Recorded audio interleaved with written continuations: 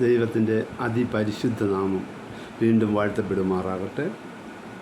ഇന്ന് രാവിലെ സമയം നമുക്ക് ദൈവസന്നിധിയിലായിരിക്കാൻ ദൈവം ചെയ്ത വൻ കൃപയ്ക്കായി ദൈവത്തിന് ഒന്ന് നന്ദി പറയാം.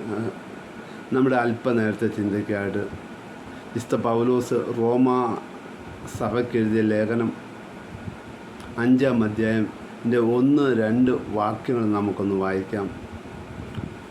വിശ്വാസത്താൽ നീതീകരിക്കപ്പെട്ടിട്ട് നമ്മുടെ കർത്താവായ യേശുക്രിസ്തു മൂലം നമുക്ക് പിതാവായ ദൈവത്തോട് സമാധാനമുണ്ട്. നാം നിൽക്കുന്ന ഈ കൃപയിലേക്ക് അവൻ മൂലം വിശ്വാസത്താൽ പ്രവേശനവും ലഭിച്ചിരിക്കുന്നു. നല്ല വചനത്തിനായി ദൈവത്തിന് നമ്മൾ നന്ദി പറയാം. ദൈവം ഈ വചനത്തിലൂടെ സംസാരിക്കുന്നതിനായി ദൈവത്തിന് നമ്മൾ നന്ദി കരയറ്റാം. സുവിശേഷം ആവശ്യമുള്ളത് പാപികൾക്കാണ്. എന്താ ഈ സുവിശേഷത്തിൻ്റെ പ്രത്യേകത?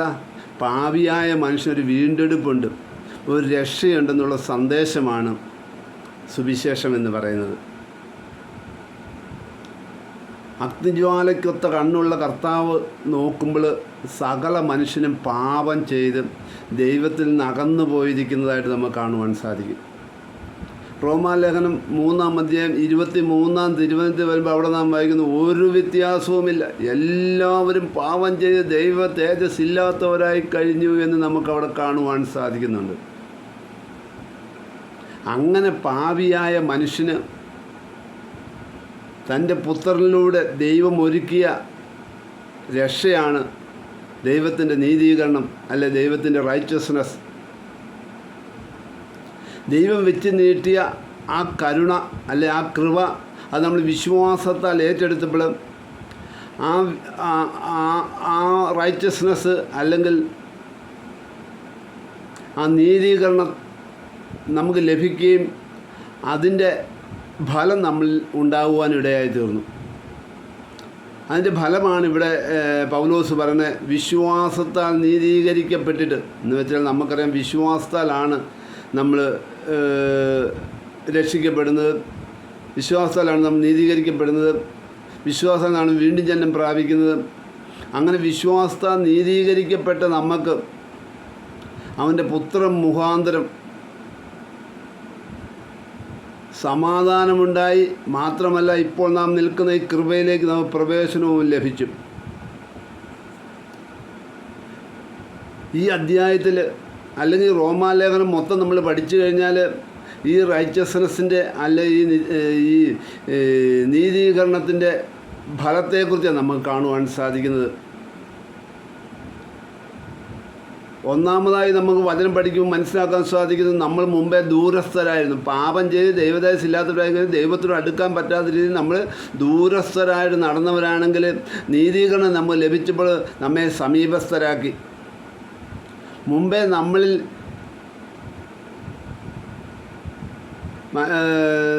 പിശാചിൻ്റെ ആത്മാവ് അല്ലെങ്കിൽ അനുസരണക്കേണ്ട മക്കളിൽ ഇപ്പോൾ വ്യാപരിക്കുന്ന ആത്മാവിനെ അനുസരിച്ച് നടന്നവരാണ്. എന്നാൽ നീതീകരണം നമുക്ക് ലഭിച്ച് ക്രിസ്തുവിലൂടെ നീതീകരണം ദൈവം നമുക്ക് തന്നു കഴിഞ്ഞപ്പോൾ നമ്മെ മക്കളാക്കി തീർക്കുവാനിടയായി, അതായത് ദൈവത്തിൻ്റെ ആത്മാവിനാൽ നടത്തപ്പെടുന്ന ദൈവത്തിൻ്റെ മക്കളാക്കി തീർക്കുവാനിടയായി തീർന്നു. മക്കളായി കഴിഞ്ഞാൽ എന്താ പ്രയോജനം? മക്കളെങ്കിലും അവകാശികൾ, ദൈവത്തിൻ്റെ അവകാശികൾ, ക്രിസ്തുവിന് കൂട്ടവകാശികൾ. മാത്രവുമല്ല, ആ ക്രിസ്തുവിലൂടെ സകല ജാതികൾക്കും എന്ത് ചെയ്തിട്ട് നമ്മളെ യഹൂദൻ്റെ കൂട്ടവകാശിയായി, ദൈവത്തിൻ്റെ സഭ ഏക ശരീരസ്ഥരായി. അപ്പോൾ തന്നെ യഹൂദൻ്റെ വാഗ്ദത്തം നമ്മെ പങ്കാളികളാക്കി. ഒന്നുകൂടെ നമ്മൾ പറഞ്ഞു കഴിഞ്ഞാൽ നമ്മുടെ പേര് ദൈവത്തിൻ്റെ ജീവപുസ്തകത്തിൽ എഴുതുവാനിടയായി തീർന്നു. ദൈവത്തിൻ്റെ രക്ഷയിൽ നമ്മുടെ പേര് ചേർക്കപ്പെടുവാനിടയിൽ നമുക്കറിയാം. വെളിപ്പാട് പുസ്തകത്തിൽ നമ്മൾ വായിക്കുന്നു, ജീവപുസ്തകത്തിൽ പേരെഴുതി കാണാത്ത ഏവനെയും തീപ്പൊയ്യിൽ തള്ളിയിടും. അപ്പം തീപ്പൊയ്യിൽ പോകാത്ത രീതിയിൽ ദൈവം നമ്മെ എന്ത് ചെയ്തു? ആ പുത്രനിലൂടെ രക്ഷിച്ചതാണ് ദൈവത്തിൻ്റെ ഏറ്റവും വലിയ കൃപ, അല്ലെങ്കിൽ ദൈവത്തിൻ്റെ ഏറ്റവും വലിയ ദാനമെന്ന് നമ്മൾ മനസ്സിലാക്കണം. വചനം പറയുന്നു, പാവമറിയാത്ത ക്രിസ്തുവിനെ നാം ആ ക്രിസ്തുവിൽ ദൈവത്തിൻ്റെ നീതിയാകണം, ദൈവം അവനെ നമുക്ക് വേണ്ടി പാവമാക്കി. അപ്പം നമ്മളെ നീതീകരിക്കാൻ വേണ്ടി ആ പുത്രനെ എന്തുവേണ്ടി നമുക്ക് യാഗമായി അർപ്പിക്കേണ്ടി വന്നു, അല്ലെ പിതാവിന് യാഗമായി അർപ്പിക്കേണ്ടി വന്നു. രണ്ടാമതായിട്ട് നമുക്ക് കിട്ടിയത് ഏദൻ തോട്ടത്തിലെ പാപത്തിൻ്റെ ഫലമായിട്ട് സകല മനുഷ്യൻ്റെ മേലും ദൈവത്തിൻ്റെ കോപത്തിൻ്റെ ശിക്ഷാവിധി എഴുതി വെച്ചു. എന്താ ദൈവത്തിൻ്റെ കോപത്തിൻ്റെ ശിക്ഷാവിധി? പാപത്തിൻ്റെ ശമ്പളം മരണമത്രേ, പാപം ചെയ്ത ദേഹി മരിക്കണമെന്നുള്ളതാണ് ദൈവത്തിൻ്റെ നീതി. അത് മാത്രമല്ല, ന്യായപ്രമാണം ഫുൾഫില്ല് ചെയ്യാത്തവൻ്റെ മേലും എന്ത് ചെയ്തു? ദൈവത്തിൻ്റെ ശിക്ഷാവിധി ഉണ്ടായിരുന്നു. ന്യായപ്രമാണം എന്ന ദൈവകോപത്തിൻ്റെ ശിക്ഷാവിധി ഉണ്ടായി. അതുകൊണ്ടാണ് റോമാലേഖനം 8-ാം അധ്യായം 1-ാം തിരുവചനത്തിൽ വരുമ്പോൾ അവിടെ നാം വായിക്കുന്നു, ഇപ്പോൾ ക്രിസ്തുവേശിനുള്ളവർക്കൊരു ശിക്ഷാവിധിയുമില്ല. കാരണം എന്താ? ജീവൻ്റെ ആത്മാവിൻ്റെയും പ്രമാണം പാപത്തിൻ്റെയും മരണത്തിൻ്റെയും പ്രമാണം തമ്മിൽ സ്വതന്ത്രരാക്കി. എന്ന് വെച്ചാൽ ദൈവം യേശുക്രിസ്തുവിലൂടെ നമ്മൾക്ക് എന്ത് ചെയ്യും? യേശുക്രിസ്തുവിലൂടെ ന്യായപ്രമാണത്തിന് നമ്മുടെ മേലുള്ള ശിക്ഷാവിധി നീക്കിക്കളയാനിടയായിത്തീർന്നു. നമ്മൾ അപ്പസ്തോല പ്രവൃത്തി 13-ാം അധ്യായം അതിൻ്റെ 39-ാം തിരുവചനത്തിൽ വരുമ്പോൾ അവിടെ നമുക്ക് കാണുവാൻ സാധിക്കും, പൗലോസിൻ്റെ പ്രസംഗത്തിൽ പൗലോസ് പറയുകയാണ്, മോശയുടെ ന്യായപ്രമാണത്തിൽ നിങ്ങൾക്ക് നീതീകരണം കിട്ടാത്ത ഏത് വിഷയത്തിനു മേലും ഇവൻ മുഖാന്തരം അല്ല ക്രിസ്തു മുഖാന്തരം നിങ്ങൾക്ക് നീതീകരണം ലഭിക്കുന്നു എന്ന് നമുക്കവിടെ കാണുവാൻ സാധിക്കും. അപ്പം ദൈവം എന്ത് ചെയ്തു? നമ്മുടെ മേലുള്ള ശിക്ഷാവിധി ആ പുത്രനിലൂടെ അല്ല നീതീകരണത്തിലൂടെ നീക്കിത്തരുവാനിടയായിത്തീർന്നു.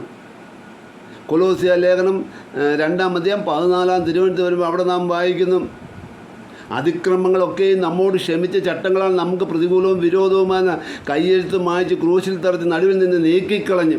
അപ്പം അതിന് എന്ത് ചെയ്തു?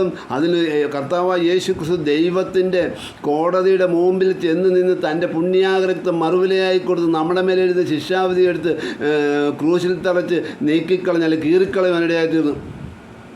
അങ്ങനെ ശിക്ഷാവിധി ദൈവം നമ്മെ വിടുവിച്ചു. മൂന്നാമതായിട്ട് നമുക്ക് കിട്ടിയത് എന്താണ്? നമുക്കറിയാം, ദൈവത്തെക്കുറിച്ച് പറയുന്നു, അടുത്തുകൂടാത്ത വെളിച്ചത്തിൽ വസിക്കുന്നവനാണ്. സ്വർഗീയ സൈന്യം അല്ലെങ്കിൽ സാറാഫുകൾ ദൈവത്തെ രണ്ടുകൊണ്ട് മുഖം മൂടി, രണ്ടുകൊണ്ട് പറന്ന്, രണ്ടുകൊണ്ട് പാദങ്ങളെ മൂടി പരിശുദ്ധൻ പരിശുദ്ധൻ അല്ലെ കാദോഷ് കാദോഷ് കാദോഷ് എന്ന് പാടി. എന്ന് വെച്ചാൽ അടുത്തുകൂടാത്ത വെളിച്ചത്തിൽ വസിക്കുന്ന ദൈവമാണ്. ആ ദൈവത്തിന് മുമ്പിൽ സകല പാവവും അശുദ്ധിയാണ്. അപ്പം പാപിയായി തീർന്ന മനുഷ്യൻ ഒരിക്കലും ദൈവത്തിൻ്റെ സന്നിധിയിലേക്ക് പ്രവേശിക്കാൻ പറ്റത്തില്ല. അകന്ന് മാറി നടക്കണം. അല്ലെ ഒരു സുപ്രീം കോടതി ജഡ്ജിയുടെ മുമ്പിൽ ഒരു കുറ്റവാളി വായും പൊത്തി തലയും കുനിച്ച് നിൽക്കുന്നത് പോലെ നമ്മൾ നിൽക്കേണ്ടതായിരുന്നു. കാരണം എന്താ? നമ്മുടെ പാപനിമിത്തം ദൈവത്തിൻ്റെ അടുക്കലേക്ക് അടുക്കാൻ പറ്റാത്ത രീതിയിൽ ദൈവത്തിൽ നിന്ന് അകന്നു പോവുക മാത്രമല്ല, നമ്മൾ ശത്രുക്കളെപ്പോലെ നടന്നവരാണ്. എന്നാൽ റൈച്ചസ്നെസ്സിലൂടെ നമ്മൾ എബ്രായ ലേഖനം 5-ാം അധ്യായം 8-ാം തിരുവചനത്തിൽ വരുമ്പോൾ അവിടെ നാം വായിക്കുന്നു, പുത്രനെങ്കിലും താൻ അനുഭവിച്ച കഷ്ടങ്ങളാൽ അനുസരണം പഠിച്ച് തികഞ്ഞവനായി തന്നെ അനുസരിക്കുന്ന ഏവർക്കും നിത്യരക്ഷയിലേക്കുള്ള പ്രവേശനം അല്ലെ നിത്യരക്ഷയുടെ കാരണഭൂതനായിത്തീർന്നു. നിത്യരക്ഷയ്ക്കുള്ള എന്ന് വെച്ചാൽ പിതാവായ ദൈവത്തിൻ്റെ അടുക്കിലേക്കുള്ള പ്രവേശനം അല്ലെ അധിപതി സ്ഥലത്തേക്കുള്ള പ്രവേശനം, കൃപാസനത്തിൻ്റെ അടുക്കിലേക്കുള്ള പ്രവേശനം നമുക്ക് ലഭിക്കാനിടയായിത്തീർന്നു. എബ്രായ ലേഖനം 10-ാം അധ്യായം 19-ാം തിരുവചനത്തിൽ വരുമ്പോൾ അവിടെ നമ്മൾ വായിക്കുന്നു, യേശു തൻ്റെ ദേഹമെന്ന തിരുശീലയുടെ പ്രതിഷ്ഠ ജീവനുള്ള പൊതുവഴിയായി അവൻ്റെ രക്തത്താൽ വിശുദ്ധ മന്ദിരത്തിലുള്ള പ്രവേശന ധൈര്യം നമുക്ക് ലഭിച്ചു. ഇപ്പം നമ്മൾ ദൈവത്തിൻ്റെ സന്നിധി കൃപാസനത്തോടെ എപ്പോൾ വേണമെങ്കിലും അടുത്ത് ചെല്ലത്തക്കവണ്ണം അല്ലെ അബ്ബാ പിതാവേ എന്ന് വിളിച്ചുകൊണ്ട് പിതാവിൻ്റെ അടുക്കൽ എപ്പം വേണമെങ്കിലും ചെല്ലാൻ തക്കവണ്ണം ദൈവം നമ്മെ നീതീകരിക്കുവാനിടയായിത്തീർന്നു. അതാണ് നമുക്ക് നീതീകരണത്തിലൂടെ കിട്ടിയ മറ്റൊരു വലിയ അനുഗ്രഹം. എപ്പം വേണേലും അബ്ബാ പിതാവേ നമ്മൾ വിളിക്കാം. സമയം നോക്കണ്ട, പ്രാകാരത്തിൽ നിൽക്കണ്ട, അധിപതി സ്ഥലത്തേക്ക് തന്നെ പ്രവേശിച്ച ആ തിരശ്ശീല എന്ത് ചെയ്തു? ആ മോളൊട്ട് അടിവരെ ദൈവത്തിൻ്റെ യേശു ക്രിസ്തുവിൻ്റെ ഇതിലൂടെ യാഗത്തിലൂടെ കീറി അല്ലെ ആ ജെറുസലേം ദേവാലയ തിരശ്ശീല മോളൊട്ട് അടിവരെ ചീന്തിയതുപോലെ യേശു ക്രിസ്തുവിൻ്റെ ദേഹം എന്ന തിരശ്ശീലയിൽ പ്രതീക്ഷിച്ച ജീവനുള്ള പൊതുവഴിയായി ആ വിശുദ്ധ മന്ദിരത്തിലേക്ക് കൃപാസനത്തിൻ്റെ അടുക്കലേക്ക് ആ ദൈവത്തിൻ്റെ ശക്തിനെ ഇറങ്ങുന്ന കൃപാസനത്തിൻ്റെ അടുക്കലേക്ക് ഇറങ്ങിച്ചെല്ലുവാൻ ദൈവം നമുക്ക് ധൈര്യം തന്നു, പ്രവേശനം തന്നു എന്നുള്ള കാര്യം നമ്മൾ മനസ്സിലാക്കണം. അടുത്തതായിട്ട് നമുക്ക് കിട്ടിയത് എന്താണ്? ഏദേൻ തോട്ടത്തിൽ നഷ്ടപ്പെട്ട തേജസ്സും മഹത്വവും മഹിമയും ആ യേശു ക്രിസ്തുവിൻ്റെ യാഗത്തിലൂടെ നമുക്ക് തിരിച്ച് ലഭിക്കാനിടയായി അല്ല ആ നീതീകരണത്തിലൂടെ റൈച്ചസ്നെസ്സിലൂടെ നമ്മൾ ലഭിക്കാനിടയായിത്തീർന്നു. വചനം പറയുന്നു, തെസ്സലോനിക്കയിൽ നമ്മൾ വായിക്കുന്നു, നമ്മുടെ കർത്താവായ യേശു ക്രിസ്തുവിൻ്റെ മഹത്വം അല്ല തേജസ് പ്രാപിപ്പാനല്ലോ ഞങ്ങളുടെ സുവിശേഷ ഘോഷണത്താൽ നിങ്ങളെ രക്ഷയ്ക്കായി വിളിച്ചിരിക്കുന്നത്. ഹല്ലേലൂയ. എന്ന് വെച്ചാൽ ഏതേൻ തോട്ടം നഷ്ടപ്പെട്ട തേജസ്സും മഹത്വവും മഹിമയും സകലത് എന്ത് ചെയ്തു? യേശു ക്രിസ്തുവിലൂടെ നമുക്ക് വീണ്ടും ലഭിക്കാനിടയായി തീർന്നു. എബ്രായ ലേഖനം 2-ാം അധ്യായം 10-ാം തിരുവനന്തപുരം അവിടെ നാം വായിക്കുന്നു, സകലത്തിനും ലാക്കും കാരണഭൂതനായവൻ അനേക പുത്രന്മാരെ തേജസ്സിലേക്ക് നടത്തുമ്പോൾ തങ്ങളുടെ രക്ഷാനായകനെ കഷ്ടാനുഭവം തികഞ്ഞവനായി യുക്തമായിരുന്നു. എന്ന് വെച്ചാൽ സ്വന്തം പുത്രനെ ആദരിക്കാൻ നമുക്ക് വേണ്ടി ഏൽപ്പിച്ചതെന്നും അവനെ നമുക്ക് വേണ്ടി തകർത്ത് കളയാൻ പിതാവിന് മനസ്സായി. നമ്മുടെ അതിക്രമങ്ങൾ നിമിത്തം മുറിവേറ്റും അകൃത്യങ്ങൾ നിമിത്തം തകർന്നു വിരിക്കുന്ന നമ്മുടെ കർത്താവ് എന്തിനു വേണ്ടിയാണ്? നമ്മെ തേജസ്കരിക്കുവാൻ വേണ്ടി. 1 യോഹന്നാന്റെ ലേഖനം 3-ാം അധ്യായത്തിൽ കടന്നുമ്പോൾ അവിടെ നാം വായിക്കുന്നു, അവൻ പ്രത്യക്ഷനാകുമ്പം നാം അവനെ തന്നെ ഇരിക്കുന്നത് പോലെ തന്നെ കാണുന്നതിന് അവനോട് സദൃശന്മാരാകുമെന്ന്. അവനിൽ ഈ പ്രത്യാശയുള്ളവൻ നിർമ്മലനായിരിക്കുന്നത്, അവൻ നിർമ്മലനായിരിക്കുന്നത് നിങ്ങൾ അവൻ നിർമ്മലനായിരിക്കുന്നത് തന്നെ തന്നെ നിർമ്മലീകരിക്കട്ടെ എന്ന് നമുക്കവിടെ കാണുവാൻ സാധിക്കുന്നു. അതുപോലെ തന്നെ നമ്മൾ 2 കൊരിന്ത്യ ലേഖനം 3-ാം അധ്യായം 18-ാം തിരുവനന്തപുരം വരുമ്പോൾ അവിടെ നമുക്ക് കാണുവാൻ സാധിക്കുന്നു, മൂടുപടം നീങ്ങിയ മുഖത്ത് കർത്താവിൻ്റെ തേജസ്സിനെ കണ്ണാടി പോലെ പ്രതിബിംബിക്കുന്നവരായ നാം ആത്മാവാകുന്ന ദൈവത്തിൻ്റെ തേജസ് പ്രാപിച്ച് അതേ പ്രതിമയായി മാറും. അപ്പം നമ്മുടെ കർത്താവായ യേശു ക്രിസ്തുവിൻ്റെ വരവിൽ നമ്മൾ എന്ത് ചെയ്യും? ആ പുത്രനെ, ആ കർത്താവിനെ പോലെ തേജസ്സുള്ളവരായി മാറും. നമ്മൾ തേജസ്സുള്ളവരായി മാറ്റിയിരിക്കുക. റൈച്ചസൻസിലൂടെ നമുക്ക് കിട്ടിയിരിക്കുക, റൈച്ചസൻസ് അല്ലെങ്കിൽ ആ നീതീകരണത്തിലൂടെ നമുക്ക് കിട്ടിയിരിക്കുന്നു എന്നുള്ള കാര്യം നമ്മൾ മനസ്സിലാക്കണം. അപ്പം പുതിയ നിയമ സഭയ്ക്ക് ദൈവം വെച്ചിരിക്കുന്ന അനുഗ്രഹങ്ങൾ, കൃപകൾ ആ പുത്രനിലൂടെ നമുക്ക് തന്ന നീതീകരണത്തിലൂടെ ലഭിച്ചത് എന്തൊക്കെയാണ്? ഇനി നമുക്ക് അനേക കാര്യങ്ങൾ പറയാനുണ്ട്. അന്നിപ്പോൾ ഇവിടെ പറയാൻ സമയമില്ല. അപ്പം നമ്മൾ മനസ്സിലാക്കണം, ദൈവം നമ്മെ പാപികളായിരിക്കുമ്പോൾ തന്നെ, ശത്രുക്കളായിരിക്കുമ്പോൾ തന്നെ, വെളിപ്പറമ്പിൽ എറിയപ്പെട്ടവരായിരിക്കുമ്പോൾ തന്നെ, മുള്ളും പറക്കാരെയും മുളയ്ക്കുന്ന അവസ്ഥയിലായിരുന്നപ്പോൾ തന്നെ ദൈവം തൻ്റെ പുത്രനെ തന്നെ നമ്മെ സ്നേഹിച്ചു. അവൻ്റെ ക്രൂശിലെ യാഗത്തിലൂടെ അല്ല അവൻ്റെ പുണ്യാകൃത്യം മറുവിലയായി കൊടുത്തുകൊണ്ട് നമ്മെ നീതീകരിക്കുവാനിടയായി തീർന്നു. അതുകൊണ്ടാണ് നാം ഇന്ന് കർത്താവിൻ്റെ സഭയുടെ അംഗങ്ങളാണെന്ന് പറഞ്ഞും കർത്താവിൻ്റെ മക്കളാണെന്നൊക്കെ പറഞ്ഞ് നടക്കുന്നത്. അല്ല, നമുക്ക് പറയാൻ ഒരു യോഗ്യതയുമില്ല. സൗജന്യമായിട്ട് കൃപയാൽ. എന്താ കൃപയെന്ന് പറഞ്ഞാൽ? അർഹതപ്പെട്ടത് നമുക്ക് തരാതെ അർഹതപ്പെടാത്ത തരുന്ന കൃപ എന്ന് വെച്ചാൽ നമുക്ക് മനുഷ്യവർഗത്തിന് മൊത്തം കിട്ടേണ്ടത് എവിടെയാണ്? നിത്യ നരകമാണ്. എന്നാൽ എന്ത് കിട്ടി? ആ നരകത്തെ മാറ്റിയിട്ട് അവൻ്റെ കൃപയാൽ അവൻ്റെ പുത്രനിലൂടെ നമുക്ക് സ്വർഗത്തിന് അവകാശികളാക്കി തീർത്തു. അതിനുവേണ്ടി ദൈവം നമ്മെ നീതീകരിച്ചു. ക്രിസ്തുവിനെ നമുക്ക് വേണ്ടി പകരക്കാരൻ, നമ്മൾ മരിക്കേണ്ടടുത്ത് നമ്മുടെ കയ്യിലും കാലിലും ആണിയടി ഏക്കേണ്ട ക്രിസ്തുവിൻ്റെ കയ്യിലും ആണിയേറ്റ് നമ്മൾ മരിക്കുക. ക്രിസ്തു നമുക്ക് വേണ്ടി മരിച്ചു, നമ്മെ ആ നരകത്തിൽ നിന്ന് വിടുവിച്ചു, നിത്യമരണത്തിൽ നിന്ന് വിടുവിച്ചും പിശാചിൻ്റെ അതിൽ നിന്ന് വിടുവിച്ചും. ഇത് ഓർക്കുമ്പോഴാണ് നമ്മൾ ദൈവത്തെ സ്തുതിക്കേണ്ടത്. അപ്പോൾ നമ്മൾ ദൈവത്തെ സ്തുതിക്കേണ്ട കാര്യമുണ്ട്. അല്ലെങ്കിൽ ദൈവത്തിന് ഇതിനാ സ്തുതി എന്ന് പറയണം. ദൈവത്തിന് നമ്മുടെ സ്തുതിയൊന്നും വേണ്ട. കാരണം സാറാഫുകൾ ഇടപെടാതെ പരിശുദ്ധൻ പരിശുദ്ധൻ എന്ന് കോടാനുകോടി ദൂതന്മാരും സാറാഫുകളും സ്വർഗീയ സൈന്യങ്ങളൊക്കെ സ്തുതിച്ചുകൊണ്ട് ദൈവം നമ്മുടെ സ്തുതി വേണ്ട. എന്നാൽ ദൈവം നമ്മെ വിടുവിച്ചത് ഓർത്ത്, തൻ്റെ പുത്രനെ നമുക്ക് മറുവിലയായിട്ട് നമ്മെ വീണ്ടെടുത്തത് ഓർത്ത്, അതോർത്താണ് നമ്മൾ ദൈവത്തെ സ്തുതിക്കുന്നത്, അതോർത്താണ് നമ്മൾ ദൈവത്തെ ആരാധിക്കുന്നത്. നമ്മുടെ കർത്താവിൻ്റെ വരവേറ്റം ആസന്നമായിരിക്കുക. ആ വരവിന് വേണ്ടി വചനം പോലെ ഒരുങ്ങി നിന്നാൽ മാത്രമേ കർത്താവിൻ്റെ വരവിൽ നമുക്ക്